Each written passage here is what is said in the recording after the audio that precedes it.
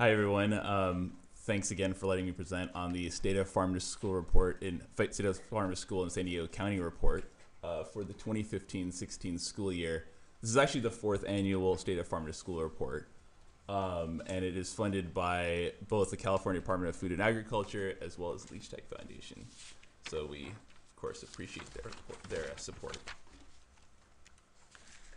So I wanted to just say thanks to a few different people and organizations for helping out. First of all, just a blanket thanks to school districts for supporting. Without, of course, their information and data and participating in the task force and all sorts of different things, we wouldn't have any of the information needed to actually create a report like this. So we're really appreciative of them for taking the time to work with us.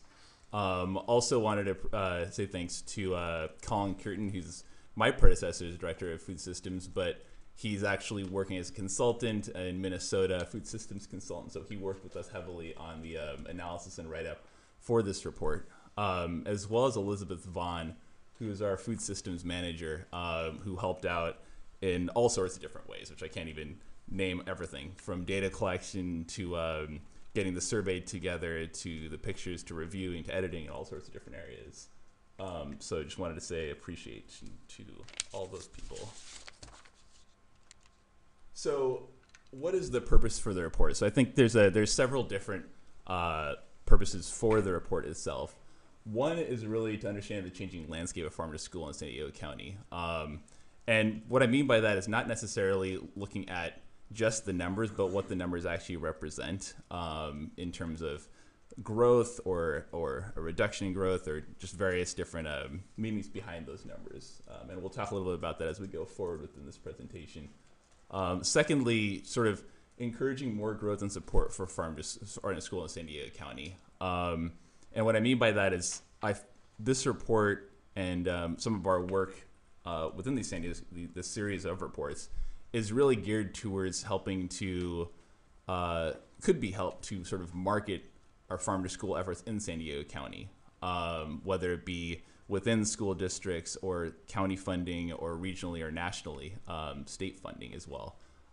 Just as a means of really showcasing the work that we're doing at farm to school as a unit to a broader audience. And then finally, to further the collective research of farm to school nationally, and really with specifically on a local context focus. In terms of the methodology, as you can see, we spent quite a bit of time on the getting responses from the surveys from November of 2016 and March 2017. We received responses from 34 of the 42 school districts, which actually accounted for 96% of all county students. So this is a really good indication of, this report is a really good indication of essentially where we are in farm to school in San Diego County based off of the numbers alone. What I'd like to particularly note is that given that survey data has actually survey questions and data we've received has been sort of consistent across 3 years, the types of information received, we're actually now able to do sort of a year-on-year assessment for the last 3 years, which is really interesting because we can now look at sort of trend lines, which I will share as well. A little bit on the landscape of San Diego County. As most of you know, there's 42 school districts, around 497,000 students in the 2015-16 school year. I'd like to particularly note that 51% of students were eligible for free or reduced priced meals. And that's particularly useful just because that means that that our farm to school impact, particularly within procuring local healthy foods, has the potential to impact a population that is of low income and that many of which have disadvantaged backgrounds. So it really provides potential for even greater impact, helping people who essentially would need it the most. And on the agriculture side, I wanted to point out, I'm not going to read through everything here, but I wanted to point out that small farms make up about over 3,000. There are over 3,000 small farms in San Diego County, which is actually the most number of small farms in any county in America. What is particularly interesting about that, other than just the fact that it's a giant number, is that not only does it mean there's a lot of potential for agriculture in San Diego County and has been, but it also presents quite a few challenges. I mean, if there's 3,000 different small farms that institutions are willing to work with, how do they connect with them?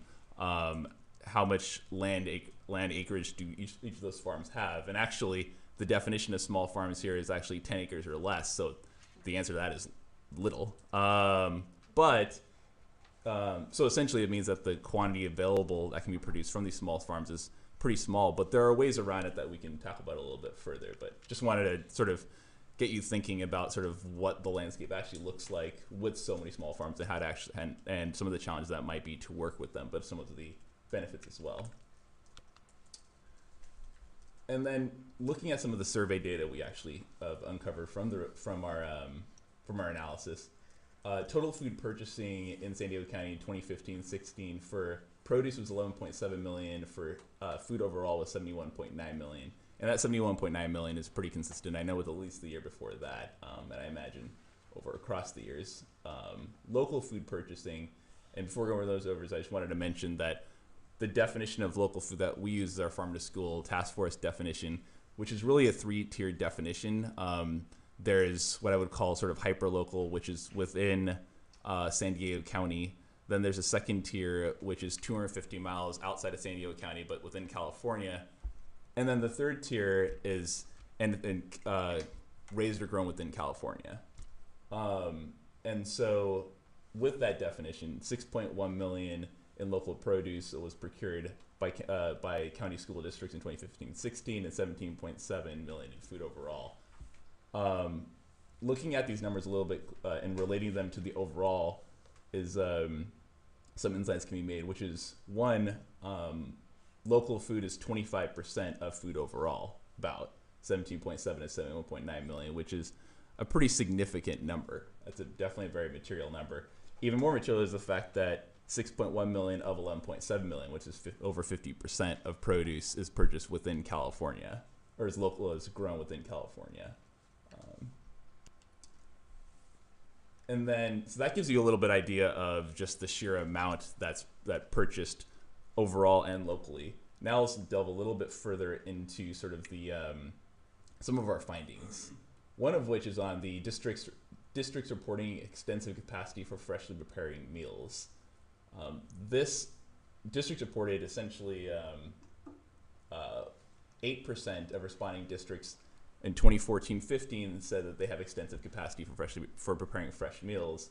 21% said the same thing in 2015-16. This is it's interesting to hear about this just because not only does that sound like it just sort of a great stat itself, but the fact that if you think about local farmers, it's hard. First of all, they themselves are not really processing anything, and because there's such a dearth of processing facilities in San Diego County, having the capability to sort of do some of that cooking and processing kind of work at the school district level really builds up the capability for school districts to actually procure and use more local foods. So it has kind of that like ripple down effect, which is useful. And then you can see the number of satellite kitchens also increased from 332 to 371. So it's good to see this capability increasing in school districts as we've been seeing over the last few years. The top 5 farm to school activities, I'm not going to go over every one of those, but you can see that farm to school in the cafeteria is the highest, is the activity that the most number of school districts mentioned that they are actually participating in. I don't have it on this sheet, but I wanted to just mention that compared to 2014-15, there's been a few significant improvements and changes. One is that farm to school after school programming increased by 22%. So you can see over there it says 35% of the last tomato right there. 35% of responding school districts mentioned after school programming as one of their activities. That's been a huge increase. Smarter lunchroom strategies have also increased by 20%. Farm to school in the cafeteria, which is the largest tomato here, representing 24 school districts, increased by 18%. And really the only, I guess, sort of material drop-off was just those that school districts that mentioned a decrease. Well, school districts that are using farm to school goals and plans decreased by about 11%. we'd probably have to dig a little bit further into that data to see how the effect there is. But as you can see, the actual programming itself has increased quite a bit. Is high here, but it's also increased from the year before. And Prem, yeah, for after-school programming, what would that typically consist of that was related to farm to school? Does that mean that like they would be taking the kids out to do gardening in the after-school, or they would just be using local foods in their after-school snack, or any of those? Yeah, I think it's sort of both of those. And I think it's sort of kind of multifaceted. I think it's kind of just sort of a blanket statement for farm to school, after school, whether it be sort of snacks as well as school gardening and things like that. Yeah. And cooking classes also. Cooking classes. Oh, right. And then this finding, I think, is sort of the most staggering in my opinion. And this is really the 3-year analysis, which has been hugely beneficial again in having the survey data being consistent over the last few years. So now we can see that over the last 3 years, from the school year 2013-14 to 2015-16, there's been a 40% increase in school gardens from 181 to 252. There's been a 200% increase in farm to school activities. I should rephrase this. Among school districts, they're now averaging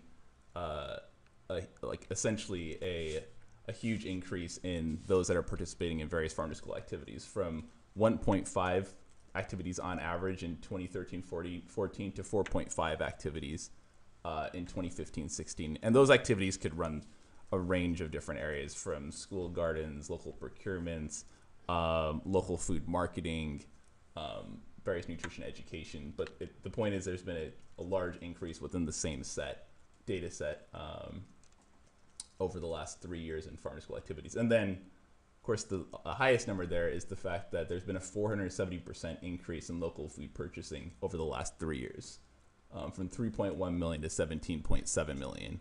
So that was surprisingly huge number. It's kind of interesting because it follows along the lines of the national momentum in farm to school. Over sort of a benchmarked period, there was essentially nationally, I guess, a reported doubling of farm to school activities. Here it's, of course, an even higher amount. And that could consist of a few different things. There's that momentum push. There's better reporting on farm to school activities, on local procurements, and really some of the efforts of, I'll talk a little bit more about the Farm to School Taskforce, but then also from different initiatives like Harvest of the Month or California Thursday, some of those shared initiatives that really promote both local purchasing as well as knowing where the food came from, and nutrition education along with those purchases. So I think there's been more of a holistic push in this direction, and these numbers are kind of showcase that momentum again. And I wanted to mention the Farm to School Index, which is a number I believe that was used in the last year's report as well, but I wanted to sort of go over this. First of all, I mentioned there's a 20% increase. Probably, I would imagine a lot of you don't really know what necessarily that means specifically, but I'll sort of go over it. The Farm to School Index is really a way of evaluating farm to school activity among school districts. And the way it's done is really looking at the three major legs of farm to school: nutrition education, school gardens, and local procurement, and essentially creating some sort of a weighted average between those. For instance, looking at sort of the percentage of food that is local, and the number of school gardens compared to the number of school districts, the number of nutrition education programs compared to the number of school districts, and looking at those ratios and creating a weighted average of them to basically figure out what type of participation in farm to school each school district has. What essentially this all means, the 20% increase particularly, is that yes, there's more participation overall in farm to school activities among school districts, but looking at these graphs themselves, the 2014-15 compared to 2015-16, and those numbers are kind of small. The 2014-15 is actually the lower graph, and the purple one up above is 2015-16. what you can sort of see just by kind of eyeballing it is the fact that there's actually been kind of, yes, there's been sort of a shift forward in the amount of, in the average number of farm to school, the average farm to school index number, but it also shows that there's kind of a normalizing effect. I mean, the high is less high than you can see there between the 2015-16, the purple numbers, and the 2014-15. But there's more schools that seem to be sort of participating further up the scale. So meaning there's more schools that are consistently participating in farm to school activities rather than just a few schools that are doing a lot.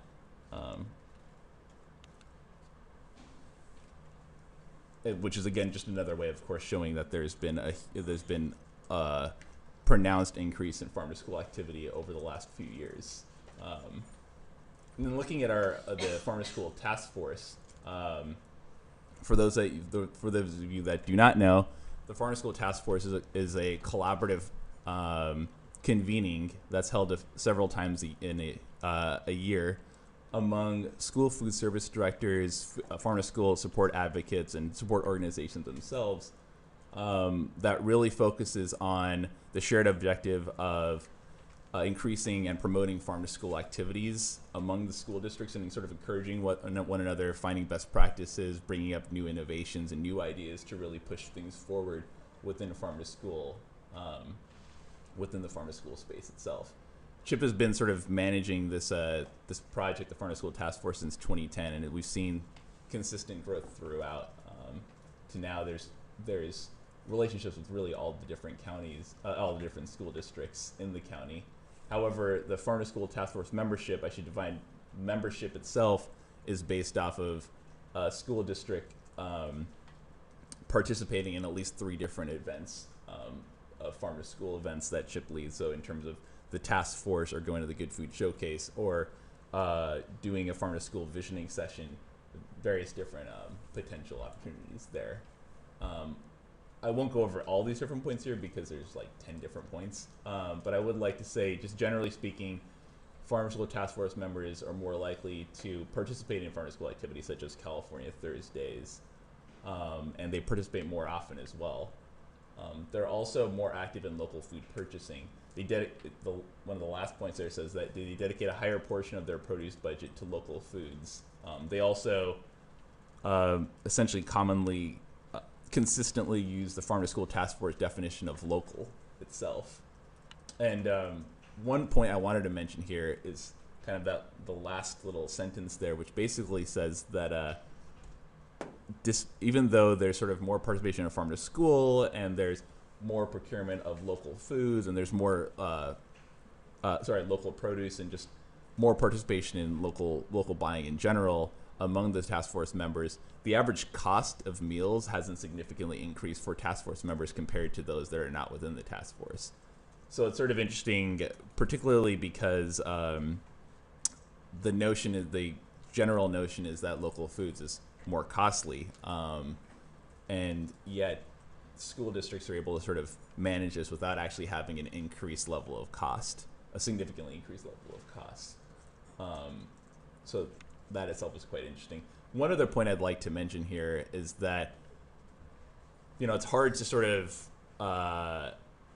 differentiate between causality and correlation between whether the task force, of course, led to more farm to school participation, or if these are schools who are already doing that.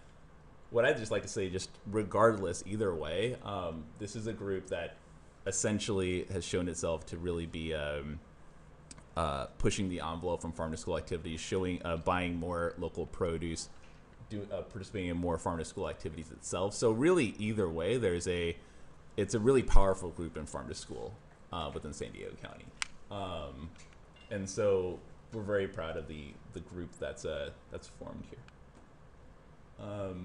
And then there's a lot of good things we've talked about. I wanted to talk a little bit about some of the challenges that still persist. And so some of the top 5 challenges we have here are competitive pricing, a single ordering method, better information on availability of local foods, availability of lightly processed products, and a greater variety of available products. A few things I want to mention One of which is that these are essentially the same needs that were reported in the prior farm to school report, so for 2014-15. So essentially that means that the needs themselves haven't changed. Hopefully we've been inching closer towards overcoming some of those issues, but they're still there. Another point I wanted to mention is that at least 3 of these different school district needs, in some way or another, I would say relate to kind of market communication between local farmers and school districts. If you think about it, so the single ordering method, that's a means of obviously ordering between, for institutions to order from farms, whether it be to distributor or however that actually takes place. But it also means it's a way of actually communicating with farmers. Same thing as better information on availability of local foods. Going back to what I was mentioning before about how there's 3,000 plus small farms out there, that information is critical, and right now it's a huge challenge to actually be able to figure out what farms are selling what, given how many farms there are out there that are selling. I mean, CHIP provides a crop availability report that that helps with this, getting a little bit of more market information out there. But by no means is it completely comprehensive. There's still a huge area of growth that needs to happen in that market communication space. I'd also just like to say that the last point, a greater variety of available products. That's a huge need itself, but that itself, if I think about it, could also relate to the market communication, because if you don't know what is actually out there, the products might actually exist. It's just that you just don't know that they're there. So just wanted to raise that point. Could you define lightly processed products, like an example? Do you know what that means? Do we have a good definition of that? Yeah, so the USDA has a definition for these type of products. Hi everyone, I'm the food systems manager at CHIP, in case I haven't met some of you.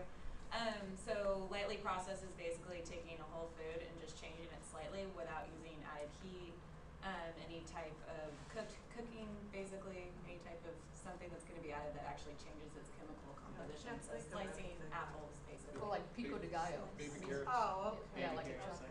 Yeah, so sliced, usually it's sliced vegetables and fruit I is just when couldn't people think think of lightly processed. Yeah. Thank you. Appreciate it.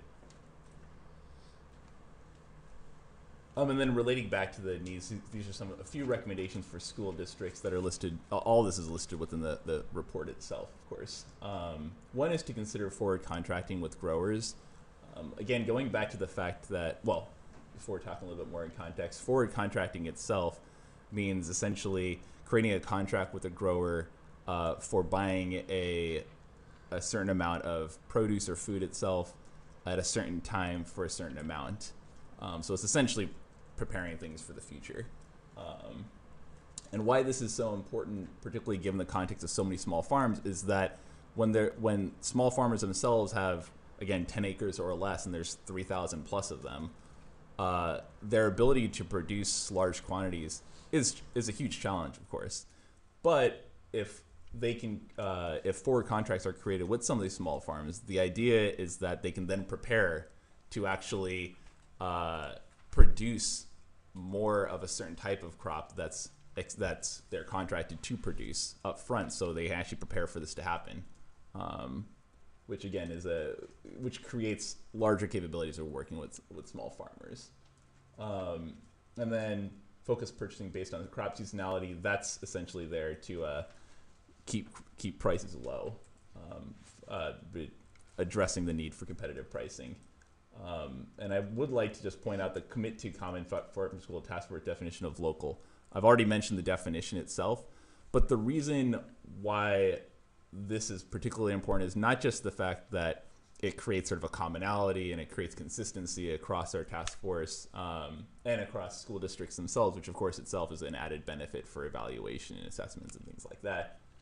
But actually, on a practical level, if school districts are all using the same definition, then working with, say, distributors, for example, and asking them and requesting them to sort of locally source, that idea of local is then known consistently. So it's sort of a unifying of the voices to work with distributors. So I think that's particularly important on a practical level to get more transparency and more local sourced foods from distributors and sort of other middlemen.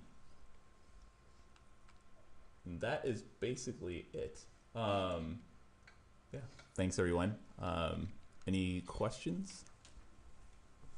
I have a Yeah. question. Prem, you said, I think it was one of the first slides, that the kitchens that were able to process foods went from 3 to 8. Do you know what percentage of students are covered under that 8? Is that something? I don't know if you have that data. I do have that data. I don't have it specifically in my head right now, No worries. unfortunately, but I can get back to you on that. Thank you. What's considered satellite kitchen? Those are essentially, so there's a central kitchen that's that would be a kitchen that's for a school district as a whole. Satellite kitchens are sort of kitchens that are kind of dispersed among the school districts for the schools. So a lot of times those are kitchens that are a part of the schools themselves. It's sort of like a corporation having different umbrella parts of the organization. But yeah, these are sort of kitchens that are more closely aligned with schools and essentially allow for dispersing of local foods to be cooked not at one facility but at several different ones for a school district. There was a mention about that there was an increase in the number of districts that are using some local preference in their contract Yeah. language. And I don't know whether you're going to be taking a look or if you have enough information to see if those that are doing that, if that has changed then in what they're purchasing, like before they started putting that in their contract language and then after, what that impact is of doing that. Yeah, so I mean, there's I haven't done a specific assessment on that, but I can sort of talk to a little bit of just general talking with people. I mean, that's been happening. So there's I guess there's a few different ways. First of all, just adding a little bit of context on that, adding that local preference. One is adding into evaluation criteria, which is kind of where we want to go. Adding local preference into evaluation criteria, which I can talk about in a second. But what's been happening more commonly within school districts is adding that language within just sort of the RFP, the request for proposal itself, and just and sort of it's kind of led to school districts sort of receiving more. I guess it's actually led to sort of distributors, I think, procuring more, trying to procure more local, and it's sort of stated out the preference itself. I haven't necessarily seen specifically what percent of local foods is procured based off of the fact that those school districts have those types of local preferences within the bids themselves. But I think qualitatively, I think it's been pretty clear for distributors to purchase more locally based off of how these bids are. Right, but if there were one, like a school district A, that the last time they were surveyed, they didn't have the local preference. And they Right. bought this much local produce. That would be interesting, yeah. And then now they've said, yes, now we are putting a local preference, and here's how much produce we're buying, to be able to look at that. I Yeah. just don't know how many districts have actually done that, added that language, whether there's enough data to even look at to see, but. Yeah. Because, we Yeah. assume that that's gonna make a difference. Yeah, no, absolutely. And I mean, yeah, we haven't done that comparison as of yet. But I mean, I think that's something we could start throwing into it potentially. Yeah, it does make sense that Yeah. the distributors would be reacting to that. Exactly. They've got to respond to that RFP and show that they can meet that requirement. Right, So right. probably make them start looking a little more, for more local sources. Absolutely. And one of the challenges that actually comes from that, just adding on to that, is just the fact that we've definitely seen that distributors are looking for more local sources. But again, going back to that market communication, that's not even an issue just for farmers to institutions. That connection is actually even between local farmers and distributors. So distributors even finding those local sources can be a challenge as well. And we're constantly being that's definitely been a constant topic for us. Because we really want them to go beyond saying, well, we're buying everything from California, that's good enough. Yep. I mean, it's trying to push it closer, right? I agree. Yeah, absolutely. And I think that's the challenge. Mhm.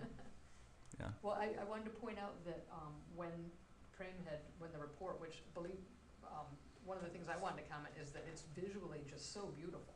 You know, it's just a really nice looking report. I love all the little measuring cups and all the different ways that you showed, you know, the different Thanks. changes in farm to school activity over time. It looks really good. But also the 36 out of 42 had responded, and so I was curious what districts hadn't responded, because you know, I was thinking that the next time that the word goes out, you know, I don't know that we can make much difference, because I'm sure that the staff really and interns really worked hard to get responses from everyone. So I was, you know, as district reps, we might be able to go kind of through a wellness lead, or if we also know the food service director, just have another voice really encouraging them to complete this, because they'll get a copy of this report. I would think that they would see how valuable it is, and they'd want to be included. But I just wondered if you have any idea why some of them didn't. Is it because they're not doing any farm to school activities, or they just don't have time, or what kinds of things were? Hard to say specifically, but They just hang up every time they heard no, it. I think my understanding is mostly a time issue. From November to March. But right? there's a long period of time, right. Yeah. And So some of them are farm to school task force members, right? A couple of them. it's true. Yeah. So That's surprising. I don't have any one answer to it. I don't know if Elizabeth, if you have others, but It's always there's always many factors Yeah. for each school district when the time rolls around. So one of them, for example, is super busy. She chairs a couple local like nutrition associations, so she was traveling like for the whole quarter. And she just didn't have the time to figure out all the information, collect it from different departments in her district, put it together. Another school district had a recent turnover, so the food service director was brand new to the program and just said, sorry, like I don't know any of this information, I'm not doing the survey. So yeah. Next year I'm happy to, but right now this isn't happening. Like full plate, learning a new job, learning a new district. So we'll go back to you next year. Assistance on our end wouldn't make a difference in those cases. Yeah. It's sometimes it's a matter of just getting the word out and maybe having the reminder with a few of our more remote districts. It's always difficult to get them to respond just because we don't have that close of a relationship, but sometimes they're valid excuses. Oh, I'm sure they are. So if you're accounting for 96% of all students by those 36 districts, I mean, that's right. certainly impressive. So, Yeah. I mean, we would love to have obviously all 42 respond, but I think given the sheer bulk of and the breadth of 34 of the 42 school districts responding, and the 96% as you're mentioning, I think it still shows that sort of absolutely shows that shift of farm to school and the momentum that's being made. And we're always looking to collaborate too, so we can use all the help. Yeah. This We're is true. actually talking with the California Department of Education, like, is there any way we can integrate all of our surveys and just collect this information all at once? So we're definitely always open to different ways we can get the word out and work together. So It's every other year, so it'll be a little while before you have to start doing it again. Yeah. Any other questions? I think this is worth some active applause, so we can stand Oh. up and congratulate you all.